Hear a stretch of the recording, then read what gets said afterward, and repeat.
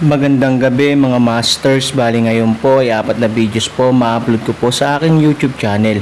Tama nga mga masters, 4 na videos nga po ang ma-upload ko po. Yon, what's up mga masters, nandito na naman tayo sa panibagong araw, panibagong kabanata na naman ang pagsasama-samahan natin ngayon guys.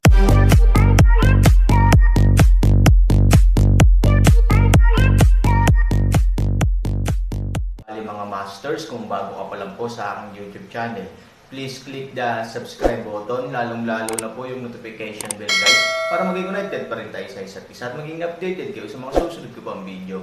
Bali mga masters, bago natin umpisahan ng kwento ay mag-shoutout po muna tayo para sa mga solid nating tagapakinig. Yun na nga mga masters, no? Bali hindi na ito patagalin. In 3, 2, 1, let's go! Mga master, magbabalik tayo sa pag-upload ng 4 na videos everyday simula ngayon araw. Salamat sa solid na pagsuporta mga master. Boss, nakuha ko na ba ang hinihiling ko? Kakapasok lang ni Aaron at Ivory sa tindahan, isang pamilyar na boses ang narinig sa likuran nila. Tinitingnan ito ng Aaron gamit ang kanyang ekstrang ilaw. Kakilala pa niya, nagkataon lang. Si Sugwalan ay kumuha ng isang halaga ng pera mula sa matandang babae, nag-order ng isang batch ng magandang tsaa, naghanda para parangalan ang matanda sa kanyang kaarawan, kapalit ng pagpapatawad ng matanda, dahil kung gusto niyang bumalik sa kumpanya, mayroon siyang upang itango ang kanyang ulo. Siyempre, ang matandang babae pa rin ang nagbibigay ng payo sa likod nito. Ang bawat hakbang ni Sugwalan ay halos ayon sa plano ng matandang babae para sa kanya. Talagang gusto ng matandang babae ang pakiramdam ng pagmamanipula ng mga tao. Kaya naman gusto niyang bumalik si Sugwalan sa kumpanya at mabawi ang kapangyarihan. Sa ganitong paraan lamang siya magkakaroon ng kasiyahan kapag inutusan si Sugwalan na gumawa ng mga bagay. Boss Su, how dare I be careless about what you want? Of course, it's here. Nang makita ng may-ari ng tindahan ng tsaa si Sugwalan, mayroon siyang nakakabigay puri ng ngiti sa kanyang mukha. Bagamat si Sugwalan ay pinatalsik mula sa pamilyang Su, tanging ang mga tagaloob ng pamilyang Su ang nakakaalam nito. Kaya sa harap ng mga tagalabas, si Sugwalan ay miyembro pa rin ng pamilyang Su, kaya kailangan ng iba na maging magalang sa kanya. You have to give me a lower price. Tea lover ang matanda ko. Kung nasiyahan siya, dadalhin ko siya sa tindahan mo. Sinabi ni Sugwalan na siya ay isang tao na lumampas sa kanyang kakayahan. Kahit nalampas sa kanyang kakayahan ang perang kinukuha niya sa matandang babae, hinding-hindi siya magiging ligtas. Ang ganitong uri ng katiwalian ay halos naging ugali na ni Sugwalan. Natuwa ang may-ari ng tea shop nang mabalitaan niyang naihatid ni Sugwalan ang pamilya Su sa tindahan. Bagamat isa lamang siyang maliit na tindahan ng tsaa, malaki ang pakinabang sa kanyang pag-unlad sa Yuncheng sa hinaharap kung mapapalabas niya ang isang malaking tao gaya ng pamilyang Su.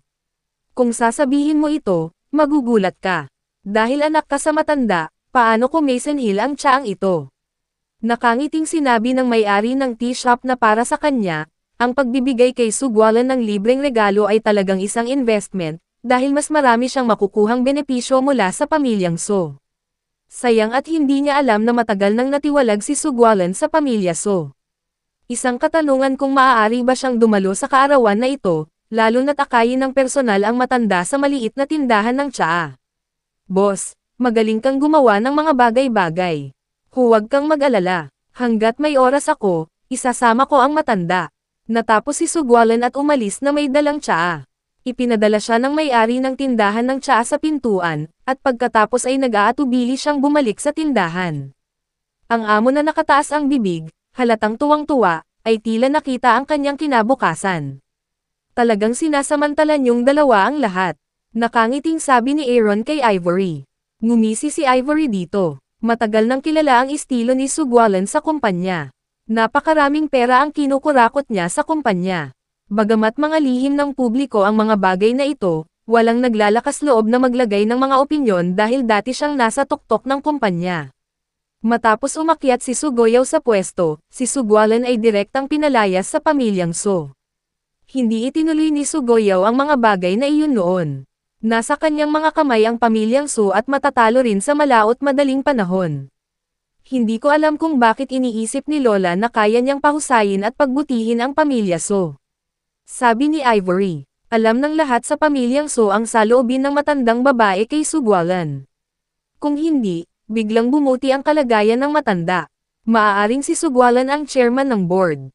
Sa katunayan, maraming bagay ang inuudyok ng matandang babae sa kanyang likuran. Ang dahilan kung bakit niya nakikita si Sugwalan sa Kyoso ay dahil si Sugwalan ay sapat na masunurin upang makinig sa kanya sa lahat ng bagay. Paliwanag ni Aaron. Umiling si Ivory. Tamad na siyang isipin ang mga walang kwentang bagay na ito. Pagkatapos ng lahat, malapit na siyang umalis sa lupa. Ang mga bagay na ito ay walang kinalaman sa kanya. Sa lahat ng lakas na ito, maaari ding isipin ni Ivory kung paano haharapin ang sitwasyon sa mundo. Boss, mayroon ka bang magandang rekomendasyon sa tsaa? Parehong hindi marunong ng tsaa sina Aaron at Ivory, kaya nagtanong sila sa boss ng ilang mga propesyonal na tanong. Mabuti ang kalooban ng amo, kaya matyaga niyang ipinaliwanag sa Aaron ang lasa at kagustuhan ng bawat uri ng tsaa. Aaron para sa hindi maintindihan ang mga bagay, makinig sa ay din malabo, sa wakas ay hayaan si Ivory na gumawa ng desisyon. Kunin mo ang pinakamahal. Ito ang pinakasimpleng paraan upang harapin ang mga bagay na hindi mo naiintindihan. Tamang-tama na bumili ng mga pinakamahal. Bahagyang nagalit ang amo nang makitang napakaraming pera ang kanyang ginastos, ngunit kapalit ng ganoong kalaswa ang resulta ay nagawa niyang kumita at bahagyang balansehin ang kanyang kalooban. Kapag oras na para magbayad, tinitingnan ni Ivory ang Aaron, at ang Aaron ay tumitingin din kay Ivory. Dalawang tao ang estado na ito, agad na ipaalam sa boss na mapagtanto na ang sitwasyon ay hindi tama. Sinabi ko kayong dalawa, hayaan mo akong gumugol ng mahabang oras ng laway, hindi dapat nakikipaglaro sa akin. Medyo napahiya si Aaron. Hindi niya ugali na kumuha ng pera para makalabas ng matagal na panahon, at wala siyang masyadong pera na panggastos. Para kay Ivory, wala siyang pera. Nang makitang hindi makabayad ang dalawa, unti-unting ipinakita ng may-ari ng tea shop ang galit sa kanyang mukha.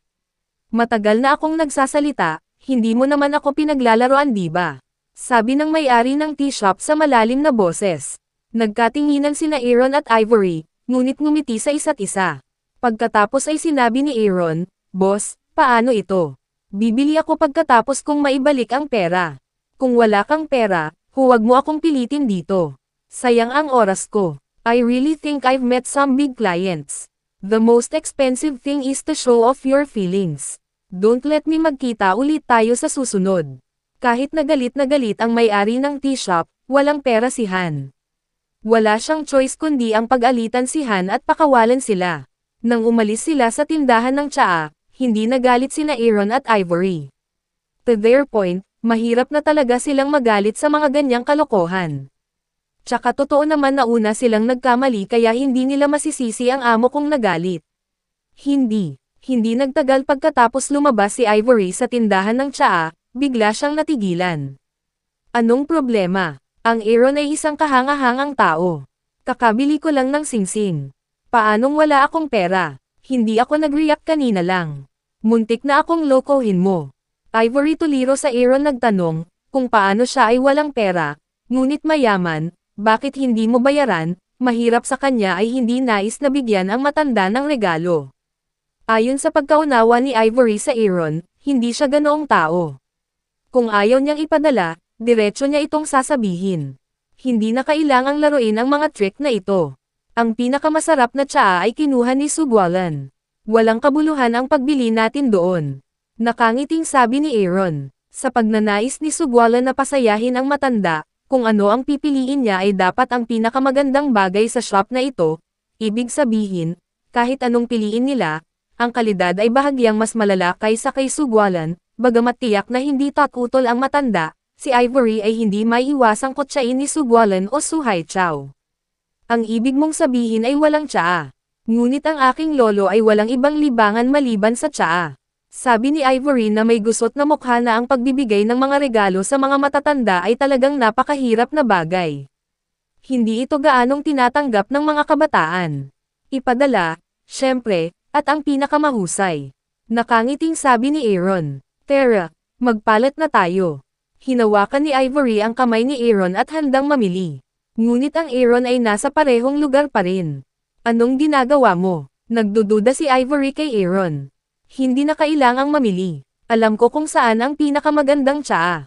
Nakangiting sabi ni Aaron. Saan? Tanong ni Ivory. Sa kamay ni Suguelin.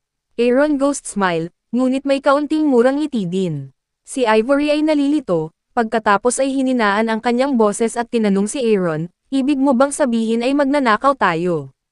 Kumunot ang noo ni Aaron at sinabing may malungkot na mukha, paano natin ito matatawag na pagnanakaw? Hindi ito bagay sa kanya. Kailan mo siya nakitang nagbayad, tinatawag naming kumukuha. Umiling din si Ivory ng matalinong ngiti, paulit-ulit na sinabi, oo, ay kunin, ay kunin. Tapos na ang oras, tara na. Nalock na ng Aaron si Sugwalan ng may divine consciousness. Sa oras na ito, nakauwi na si Sugwalan, at espesyal siyang naghanda ng magandang pakang box.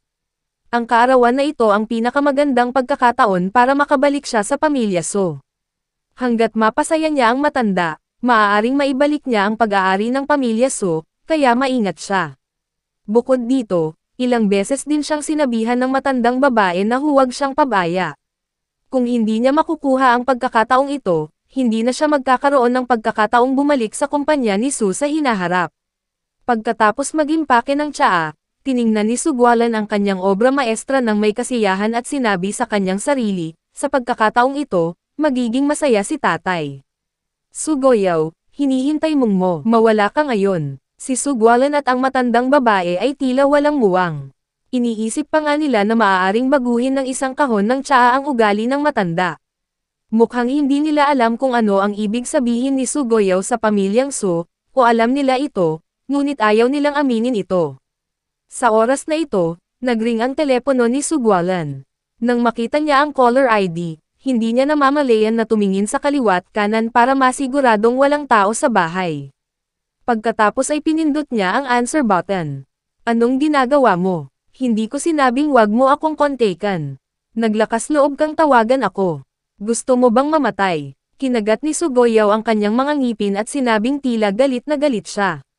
Buntis ako. Mayroon lamang 4 na simpleng salita sa kabilang dulo ng telepono, na direktang nagpatama kay Sugoyaw ng kulog at natulala sa mismong lugar. Nang hawak ni Sugwalan ang kapangyarihan ng kumpanya ni Sue, kinuha niya ang pera ng kumpanya para suportahan si Xiaosan. Para sa bagay na ito, siya ay isang recidivist, ngunit sa kabutihang palad ay walang problema sa napakaraming taon.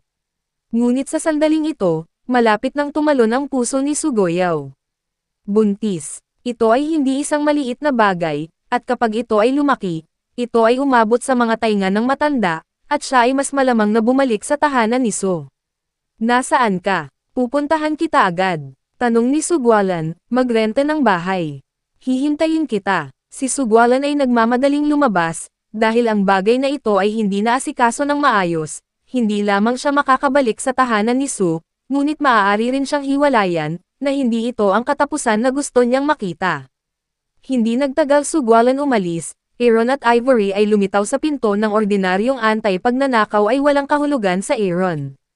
Hindi nila maaaring pigilan siya sa lahat ng 3,000 ngunit isang ideya, ang lock cylinder ay automatikong tumalon doon sa loob. Tinitingnan ni Ivory ang mga bote at lata sa display cabinet. Karamihan sa mga ito ay nilustay ni Sugwalan sa panahon ng kanyang panunungkulan sa kumpanya. Hindi ko inaasahan na napakaraming magagandang bagay sa loob, ang kanyang nakatagong tahanan. Sinabi ni Ivory na hindi dito nakatira si Sugwalan. Matapos itaboy sa pamilya So, lumipat siya. Gayunpaman, ito ay malinaw na ito ay hindi isang bagong tahanan. Ibig sabihin, inilalagay ni Sugwalan ang kanyang mga tiwaling bagay dito sa loob ng napakaraming taon, kaya walang nakakaalam, bagamat hindi ito masyadong mahahalagang bagay, ang mga ito ay nagkakahalaga din ng maraming pera. Natatakot ako na ang mga pagkalugi ng kumpanya ng pamilyang Sue ay mahuhulog lahat sa kanya. Nakangiting sabi ni Aaron. Walang sino man sa pamilya ni Sue ang hindi nakakaalam ng katiwalian ni Sugwalan. Hindi lang nila alam kung hanggang saan. Ngayon, nakita na ito ni Ivory. Gayunpaman, medyo kakaiba pa rin ang katapangan ni Sugwalan. Pagkatapos ng lahat, kapag nalaman ang mga butas sa accounting, ang mga kahihinatnan ay hindi kailanman nag-alala. Yun na nga mga masters, no? Bali panibagong kabanata na naman yung natapos natin ngayong gabi. Muli, maraming salamat po.